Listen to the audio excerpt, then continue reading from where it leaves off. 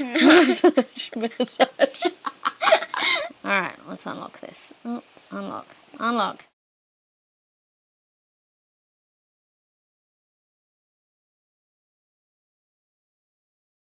Hello internets. In today's video we are going to do, it'll sort of be Alexis reacting, because I've made a list of 5 things that I like about camping with a kid and 5 things that are not so great about camping with a kid. So stay tuned for that.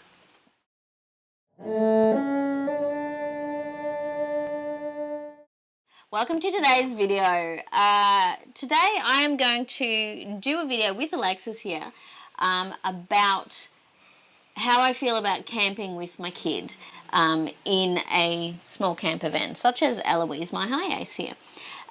So she has not seen this list, and it's going to be 5 things I really enjoy and 5 things that are not so great about camping with a kid. And there's nothing really terrible, so she's not going to burst out crying or anything, so don't worry about that. But I've got it on my iPad, and I'm going to hold the cover up here so that she can't see them and read ahead of time. Alright, you can't see the screen? Nope. Okay. Alright, so I'm going to start with the things that are not so great about camping with a kid, because it's nice to end on the good things, right?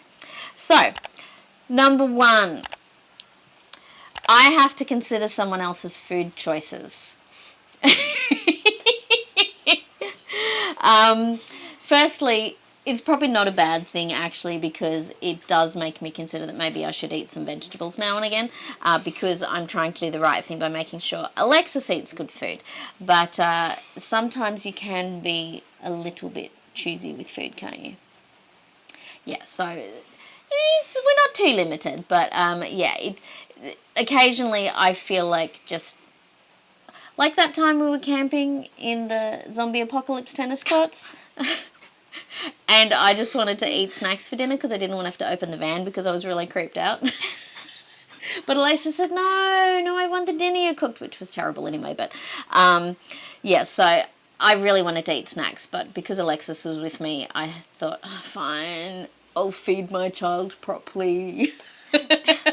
So yeah, I had to like actually eat proper food. So that is number 1, which is not so great. Number 2, I have to share the bed. Luckily, it's a decent size. And Alexis is only little, so she doesn't take up too much room. You know, you can actually talk as well, right? Yeah, okay. But Nodding and smiling a lot. A lot of that happens in my home. Just let's humour mum. Yeah, so I have to share the bed, which is not so bad generally. But if we are parked on a bit of an angle and it's leaning, the downhill is towards me, Alexis tends to roll into me. Yeah. Which is not so bad because, you know, I like cuddling her and stuff. But, you know, if it's hot or if I just need a bit of room to spread out, then I end up with her right next to me. And because there's still that gap on the back edge of my bed, I sometimes start falling down that hole. I need to fix that. Alright, number 3. I have to stay awake until Alexis is asleep, and in the mornings I have to try and be a little bit quiet until she's awake. Now, I don't have to stay awake until she's asleep, but I feel like it is my duty as her mum to make sure I'm aware of what's going on around us, and, you know, if there were any problems, then I could move us on elsewhere or whatever. Alexis and I are both the type that we take a little while to fall asleep, but sometimes Alexis is more wide awake than I am, so I sort of have to try and make sure I'm awake, and also, because Alexis likes to chat and stuff, I also really like chatting with Alexis, and I'm well and truly ready for sleep long before Alexis is. Number 4, I have to cook for 2 people instead of just me, which I suppose harks back to number 1, which is that I have to consider someone else's food choices. But it means I also have to carry double the food. Also, Alexis has been eating a lot more. She has been eating a lot more. I think she's about to have a growth spurt. So she's eating like twice the amount she used to. Obviously, her body is getting ready to just stretch right out, and so it means we need to bring more food. And if I'm shopping, of course, I have to shop for two of us, and whatever food we have in the van, because there's limited space, doesn't last as long. So yeah. Number 5 of the things that are not so good when traveling with a kid is that I can't go just wherever I want to go. There are things that sometimes I would like to go and explore, a museum or something, and Alexis is sort of done socializing for the day and needs a rest. And it's kind of like, oh, I'd really like to go and do that, but Alexis doesn't want to. But I suppose you'd have similar sort of issues if you were traveling with anyone else at all, if they don't want to do a thing you want to do. So there you go. That's 5 things that are not so great about traveling with a kid. Now, on to the good things, the things I really like about traveling with my kid. Number 1 is that Alexis is actually really good company. She's fun to hang out with. She's quite funny. She makes me laugh. So, yeah, I like Alexis's company. She's cool.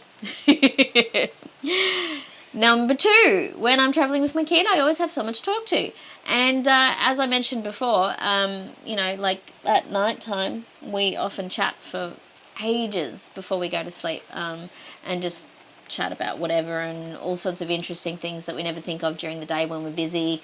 So, yeah, I always have someone to talk to. Alexis isn't always in the mood for a chat, but that's the same with anyone, I guess. But yeah, I enjoy talking to Alexis. She's good company and she's fun to talk to. Number 3 is I have someone to play games with, like tabletop games. A lot of games and travel ones and that sort of thing require more than one player. There are a few good solitaire games, I guess, but we have a few games that we like to play together. There's a lot of cool games that you can play that are for 2 people or more, but fewer solitaire games. So we get to play cool fun games together if we are somewhere where there's no connection or if we just don't feel like being online. Number 4, one of the things I love about traveling with my kid is that we get snuggles. Because we're right next to each other in the bed and because it's, a fairly limited space, we get to snuggle whenever we want to, whenever we're in bed. And it's nice. We get to hang out close to each other when, first thing in the morning when you wake up or last thing at night before you go to sleep. It's nice to have snuggles with your kid. Number 5 on my list of good things that I love about traveling with my kid is that we're building awesome memories together.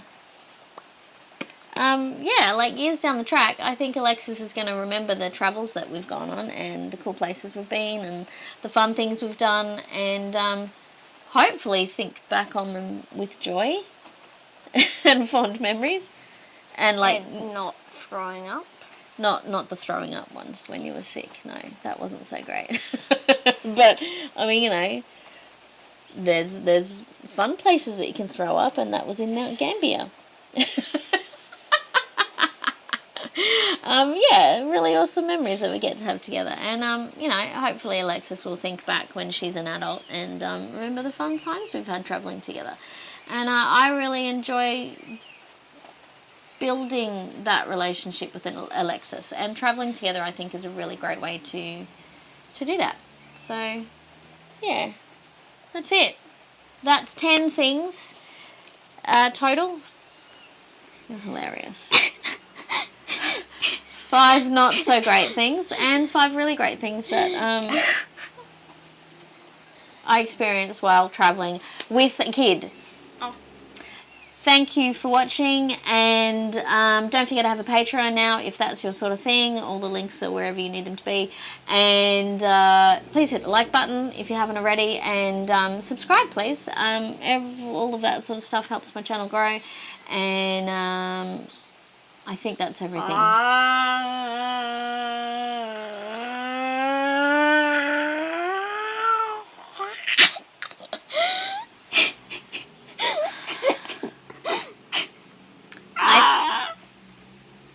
Are you good now? I think that's everything. So we'll see you in the next video. Bye.